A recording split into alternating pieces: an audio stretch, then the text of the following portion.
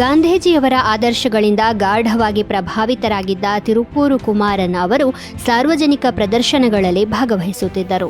1932ರಲ್ಲಿ ಈ ಒಂದು ಪ್ರದರ್ಶನದ ಸಮಯದಲ್ಲಿ ಗಾಂಧೀಜಿಯವರನ್ನು ಬಂಧಿಸಲಾಯಿತು.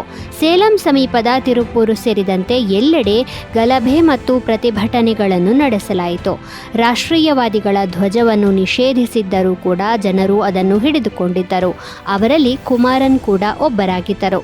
ಲಾಠಿ ಚಾರ್ಜಿಗೆ ಆದೇಶಿಸಿದಾಗಲೂ ಅವರು ಧ್ವಜವನ್ನು ಗಟ್ಟಿಯಾಗಿ ಹಿಡಿದು ಅದನ್ನು ನೆಲಕ್ಕೆ ಮುಟ್ಟಲು ಬಿಡಲಿಲ್ಲ. ಅದನ್ನು ಎಲ್ಲ ಸಮಯದಲ್ಲೂ ರಕ್ಷಿಸಿದರು. ನಂತರ ಅವರು ಧ್ವಜದೊಂದಿಗೆ ಪ್ರಜ್ಞಾಹೀನ ಸ್ಥಿತಿಯಲ್ಲಿ ಸಾಯುವ ಸ್ಥಿತಿಯಲ್ಲಿ ಕಂಡುಬಂದಿದ್ದರು. ಅವರು ಚಿಕ್ಕ ವಯಸ್ಸಿನಲ್ಲಿಯೇ ಗಾಯಗಳಿಗೆ ಬಲಿಯಾದರು. ಅವರ ಹುತಾತ್ಮತೆಯು ಅವರಿಗೆ ಕೋಡಿ ಕಥಾ ಕುಮಾರನ್ ಅರ್ಥಾತ್ ಧ್ವಜವನ್ನು ಉಳಿಸಿದ ಕುಮಾರನ್ ಎಂಬ ಬಿರುದನ್ನು ತಂದುಕೊಟ್ಟಿತು.